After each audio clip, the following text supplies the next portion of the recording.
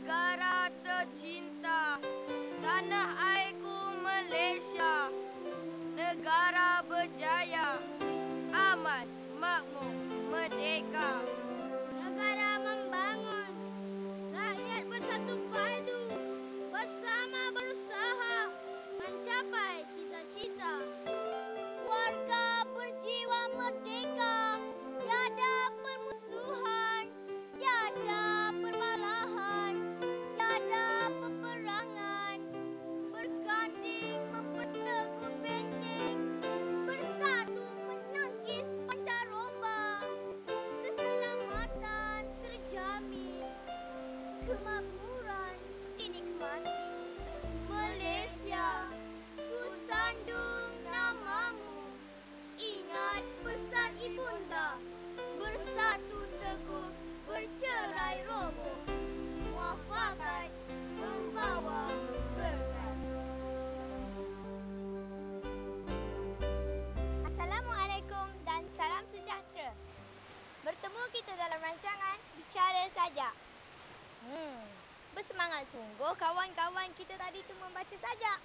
Ya para penonton, betul tak Hafiz? Bukan membacalah, mendeklamasi saja. Oh ya, mendeklamasi sajak. Hebat ya. Terpancar cahaya patriotisme yang ada di dalam diri mereka. Memang betul. Maya boleh terangkan apa itu sajak? Sajak. Sajak ialah satu cabang puisi dalam kesusasteraan Melayu. Tak ingat? Sekarang dah ingatlah. Sajak ialah satu cabang puisi dalam kesusasteraan Melayu. Kesusasteraan pula ialah satu daripada cabang kesenian. Betullah tu. Sajak mempunyai ciri-ciri istimewa yang tertentu. Apakah ciri-cirinya? Sajak merupakan puisi moden yang mencerminkan masyarakat moden. Sajak berbeza daripada pantun dan syair. Pantun dan syair terikat kepada rima tertentu. Sajak pula tidak begitu. Sajak menggunakan gaya bahasa yang mudah, tetapi dapat menyampaikan pelbagai topik, idea, perasaan dan suasana. Maya ada terbaca bahawa sajak adalah karya yang indah dari segi bahasa, isi dan pemikiran. Sajak juga sama seperti pantun yang menitik beratkan peraturan berbahasa. Sebelum kita berbicara lebih lanjut tentang sajak, apa kata jika kita dengar dahulu Pendapat pengarah Jabatan Sastra, program bahasa dan pustaka. Sajak adalah karangan berangkap yang moden. Bukan semua sajak bentuknya tidak terikat atau bebas. Ya. Ada juga sajak-sajak yang mengikuti perkembangan zaman lama, iaitu dia mengambil bentuk-bentuk seperti pantun atau gurindam. Contohnya kalau kita lihat penulisan oleh Allahyarham Datuk Osman Awang, ya, atau Tongkat Waran ni nama penanya itu, banyak mengambil bentuk-bentuk yang bersifat pantun, ya. Misalnya dalam sajaknya Gadis di Kuburan, ya. Nisan condong tegak bertaburan, gadis menangis kesedihan.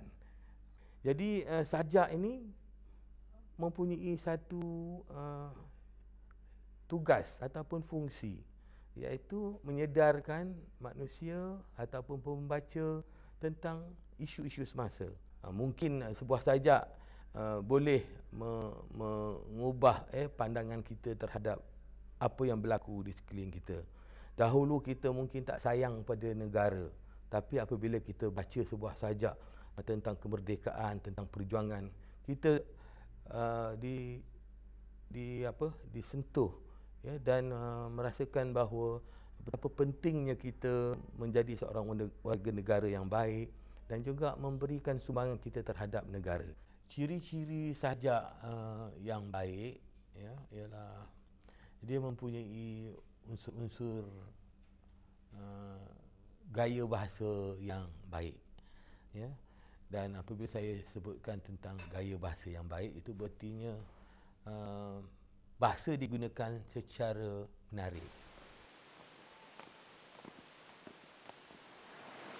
Nampaknya kita ada lebih maklumat tentang sajak. Lagi banyak maklumat, lagi bagus. Bukankah zaman kita sekarang ini zaman ledakkan maklumat? Kalau begitu, kita dapatkan pula maklumat daripada seorang budayawan Melayu yang terkenal dari Melaka. Beliau ialah Tan Sri Datuk Ira Haji Abdul Aziz Tapa. Macam orang pakai songkok. Kalau songkok tu orang tu mukanya bulat, songkoknya bulat juga tak berapa sajak. Mau kena tinggi sikit. Jadi mana sajak itu sesuai. Jadi yang sebab dikatakan sajak ni perkataan itu sesuai. Kalau aku ikutkan hatiku, nescaya ku belenggu engkau. Tetapi oleh sebab cara kemanusiaan, ku pujuk engkau jadi begitu. Jadi itu sajaannya. Dia apa? Ada perhubungan yang sesuai. Sajak tidak seperti pantun yang terikat dengan rima yang tertentu, ya Maya? Ya, Hafiz.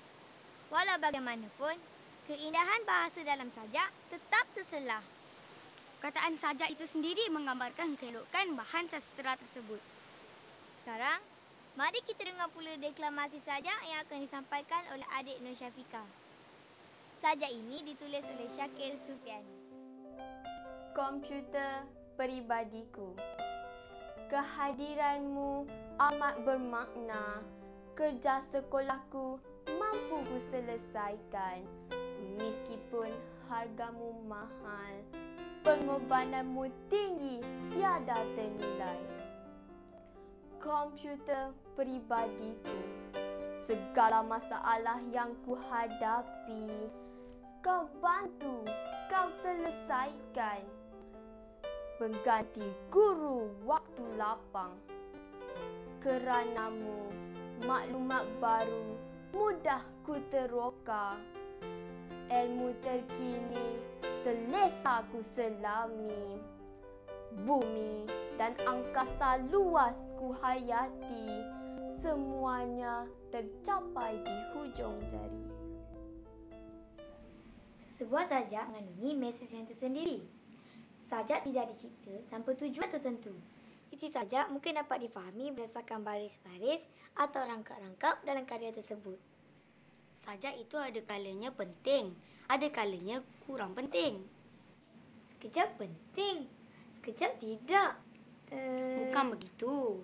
Isi sesebuah sajak ada kalanya dianggap penting oleh seseorang, tetapi dianggap tidak penting oleh orang lain. Hafiz tahu mengapa jadi begitu? Sudah tentu disebabkan oleh perbezaan tanggapan ataupun perbezaan sikap dan pendirian seseorang. Lagipun, penting atau tidak isi sesuatu sajak itu kerap juga disebabkan oleh perbezaan tahap ilmu, pegangan, pengalaman dan pemikiran seseorang. Iyalah, lain orang, lain pendapatnya. Contohnya, Hafiz suka memakai baju warna merah, seluar warna coklat dan kasut warna hitam. Pada pendapat Hafiz, kombinasi warna inilah yang paling menarik. Maya pula suka memakai baju warna biru, seluar warna biru dan kasut berwarna hitam. Pada pendapat Maya, inilah kombinasi warna yang menarik. Betullah kata orang-orang tua. Banyak udang, banyak garam. Banyak orang, banyak ragam. Rambut sama hitam, hati lain-lain. Maya tak setuju. Maya memang tak setuju. Mengapa pula? Pada zaman internet ni, tidak semua orang berambut hitam. Ya tak ya juga ya. Rambut orang sekarang ini beraneka warna. Ada warna merah, jingga, kelabu, coklat dan putih. Bahkan rambut warna hijau dan biru pun ada. Begitu jugalah isi sajak. Sajak yang dicipta mengandungi pelbagai-bagai isi yang berbeza. Sajak itu pula ditafsir menurut tanggapan yang juga berbeza berdasarkan sikap dan pendirian seseorang. Ya, tidak dapat disangkal lagi. Mari kita teliti isi sajak seterusnya.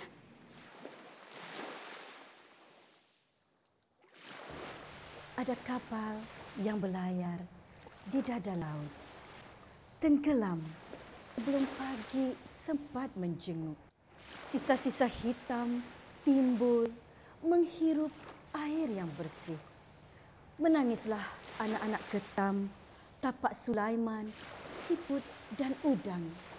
Merataplah anak-anak ikan bersembunyi di sebalik terumbu karang.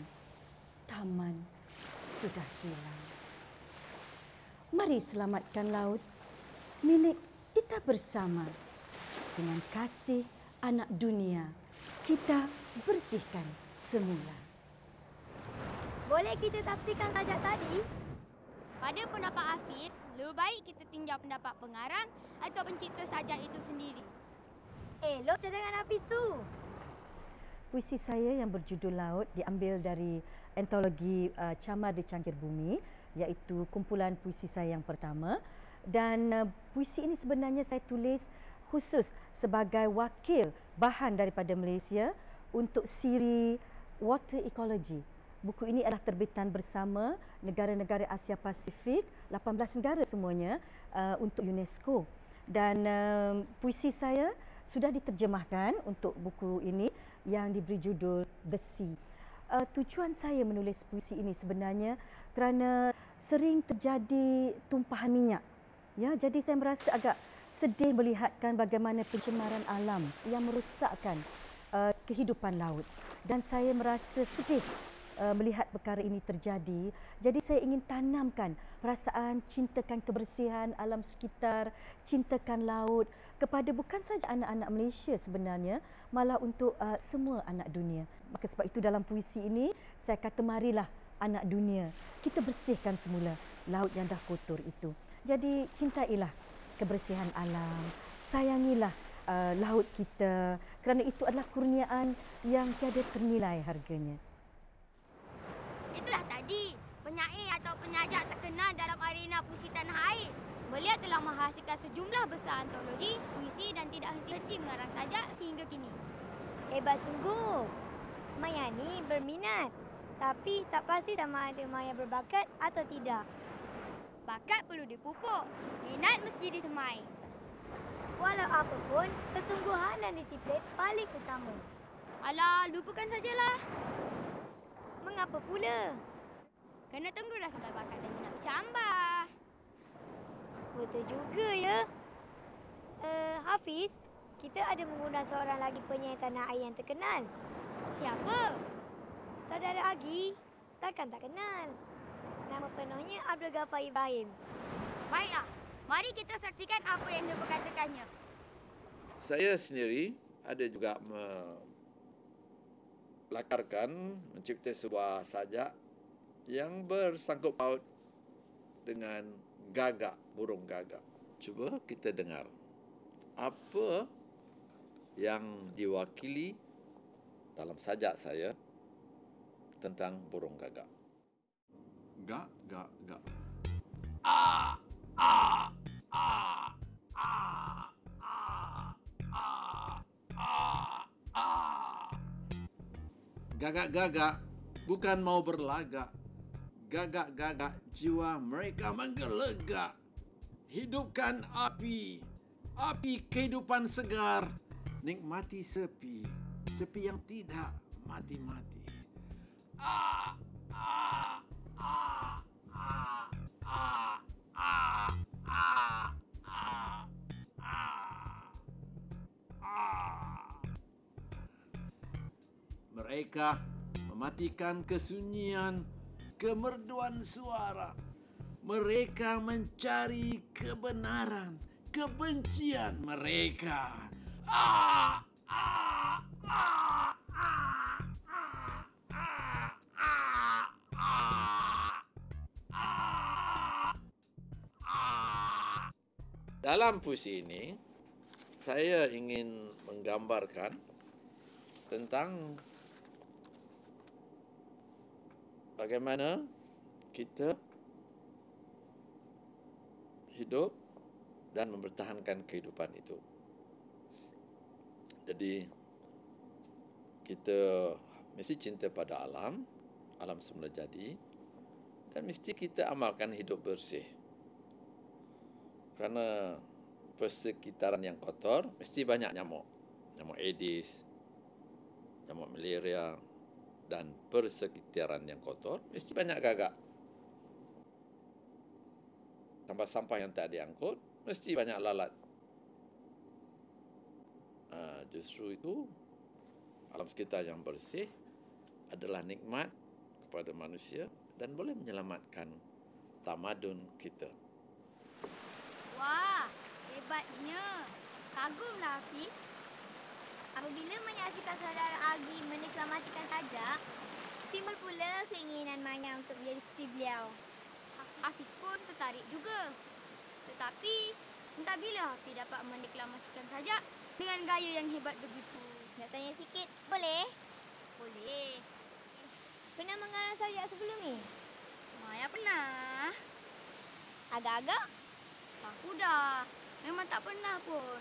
Sekan sajak beruntai-untai, seuntai pun entah. Jangan pandang rendah tau. Marah? Buat apa nak marah? Selalu marah, cepat tua. Baguslah kalau begitu. Maya memang meminati sajak. Hafiz tahu, Maya selalu menonton rancangan sajak yang disiarkan oleh RTM.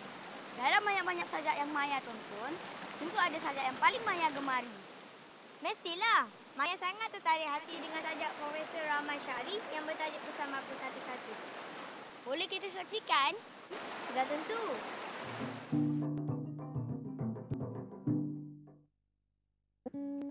Pesan bapa kepadaku, ku ingat selalu. Jagailah segala milik. Milik kita, milik tetangga, milik semua. Jagailah dengan kepenuhan rasa, jangan tercalar nilai dan guna. Jagai segala milik dan milikilah yang terbaik. Amat ku ingat pesan bapa, dengan tenang, tidak berulang. Dunia ini bersimpang-simpang, tapi usah kau bimbang. Hati yang terdidik membelai kebaikan takkan terheret ke simpang kesesatan. Ikutilah ajaran yang benar, jiwamu pasti disuluh sinar. Bapa berpesan lagi, sepatah-sepatah dan hati-hati. Hidup ini dalam ukuran, ini ruang dengan kecantikan. Detik berlangsung dalam kemolekan. Alam ini keindahan, indah awan, indah gelombang, indah hati ketika tenang. Ini pesan keempat, sering aku berulang ingat. Akal insan terhad anakku. Betapapun kita mencintai ilmu, tak mungkin segala dipahami isi dan makna zat ilahi. Akal ini terhad anakku, tertampan juga ke tembok buntu. Patuhilah ajaran agama, fikiran dan iman dalam saksama. Pesan bapa sentiasa mekar, segar di akal, akrab di hati. Pertama baik, kedua benar, ketiga indah, keempat suci. Pesan bapa terpaku di hati, baik, benar, indah dan suci. Bagaimana Hafiz? Kata-katanya mudah difahami. Walau bagaimanapun, keindahan bahasanya kita dapat rasakan. Penyampaiannya juga menarik dan bersahaja. Sebenarnya, Hafiz juga meminati rancangan tersebut. Kalau Maya suka sajak pesan bapa satu-satu, Hafiz pula suka sajak pesan ibu beribu-ribu. Sajak itu pun dikarang oleh Profesor Rahman Syahri. Ya, Intan Marhayu juga penyampainya. Mari kita saksikan. Kita ada ibu. Ibu kita satu. Kita ada ibu. Ibu kita satu. Pesanannya beribu-ribu. Kita ada ibu. Ibu kita satu. Pesanannya beribu-ribu. Setiap langkah kita diiringi pesanan ibu. Buat begini, jangan begitu. Bacalah buku selalu. Kukuhkan diri dengan ilmu. Pilihlah kawan yang mulia hati. Tolaklah kawan pementing diri. Pilihlah kawan yang punya petunjuk. Tolaklah kawan penagih rokok. Mengapa agaknya pesan bapa satu-satu, sedangkan pesan ibu beribu-ribu? Di situlah letaknya perbezaan tafsiran bagi sesatu saja. Bagaimanapun, mari kita ikuti apa kata penulisnya.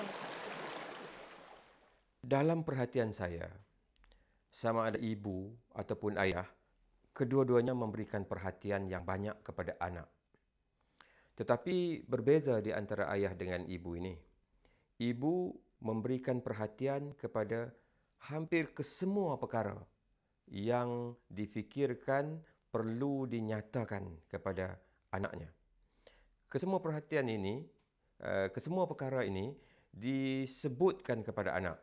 Kalau dia risau tentang hal ini, kalau dia berasa curiga, bahkan kalau dia nak memuji pun, dia akan memuji satu perkara itu dan dia akan mengatakan supaya eloklah buat begini, jangan tidak buat begini.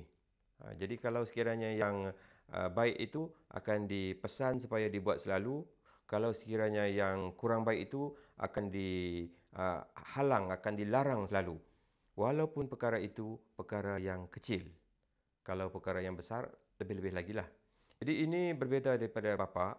Bapa menghimpun sesuatu pesan itu supaya dapat dipadukan menjadi satu perkara yang penting. Jadi disebut sekali banyak perkara yang berrentetan. Kalau disebutnya satu pesan itu, maksud ayah ialah pesan itu boleh disambung-sambung sendiri oleh anak. Itu berbeza daripada ibu, supaya setiap satu itu masuk ke fikiran anak. Tapi bagi ayah, satu perkara itu biar dipikirkan sendiri lebihannya.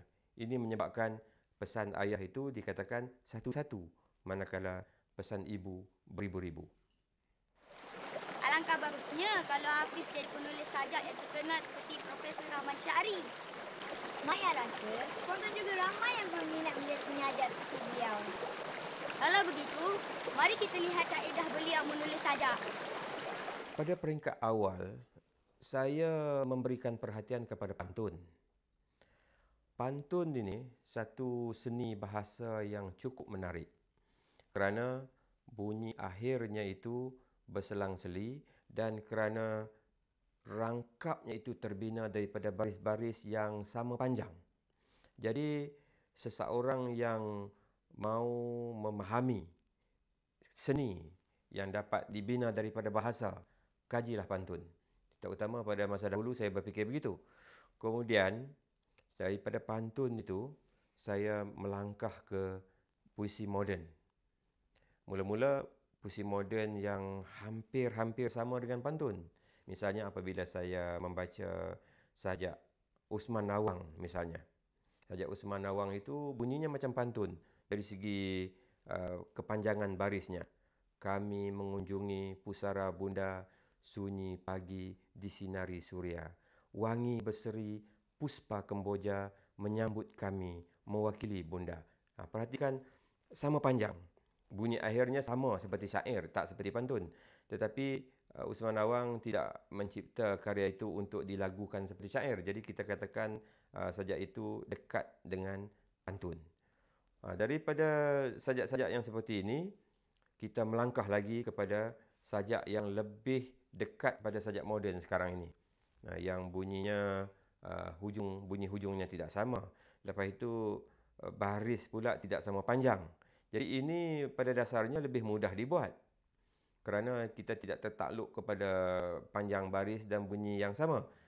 Cuma yang menyulitkannya ialah bagaimana kita hendak menghimpun, mengumpulkan idea. Idea itu hendak disatukan supaya menjadi berseni. Kalau sekiranya kita kata apa-apa saja, kata-kata itu tidak sampai ke perasaan, tidak mantap dari segi fikiran, maka karya itu tidaklah boleh dianggap sajak yang berkesan. Jadi saya ketika hendak menulis sajak, saya fikirkan mula-mula sekali apakah baris yang cukup berkesan kalau disebutkan. Kalau kita nak ambil baris misalnya, ketika aku merangkak perlahan menyusuri pagarmu, misalnya. Itu saya fikirkan merangkak perlahan. Mungkin kita fikir anak-anak kecil itu merangkak. Kemudian kita fikirkan orang dewasa pun merangkak juga, tapi merangkak orang dewasa itu maknanya bukan merangkak dengan menggunakan tangan dan lututnya itu, tapi ketika dia tidak boleh bergerak laju dalam kehidupan. Jadi itu katakan merangkak juga. Jadi setiap orang boleh katakan merangkak. Ini ialah fikiran yang sudah pun simbolik. Setiap hari kita sebenarnya merangkak, artinya kita bergerak perlahan. Jadi menyusuri pagarmu itu maksudnya menyusuri pagar masa. Setiap orang sebenarnya menyusur pagar masa. Jadi masa yang menjaga kita. Jadi ini hal-hal yang berbeza di antara kita menulis karya prosa dengan menulis karya puisi. Begitulah contohnya. Bagaimana? Boleh menulis agaknya? Kenapa? Tak percayakah dengan kebolehan Hafiz? Lihatlah satu hari nanti. Baguslah, Hafiz sudah ada azam dari sekarang.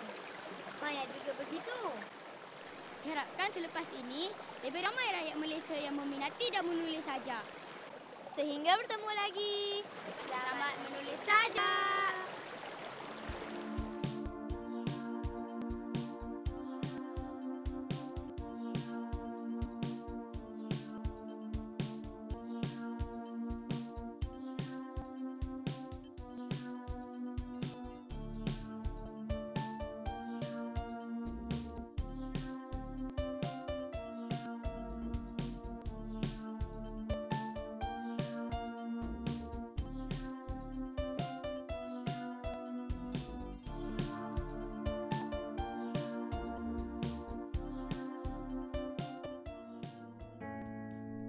Pesan Bapa sentiasa mekar, segar di akal, akrab di hati.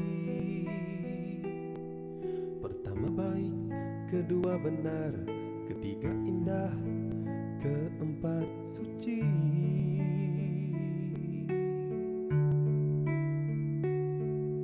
Pesan Bapa